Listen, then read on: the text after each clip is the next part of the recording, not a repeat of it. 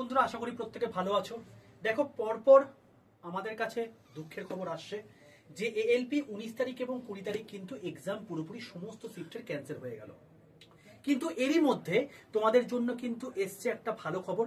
যারা যারা technician grade 3 পরীক্ষা দিয়েছিলে, তোমাদেরকে আগের দিনই আমার যারা গ্রুপে যুক্ত ছিলে প্রত্যেককে বলেছিলাম যে টেকনিশিয়ান গ্রেড 3 রেজাল্ট কিন্তু আজকে আসছে, অর্থাৎ গতকাল বলেছিলাম।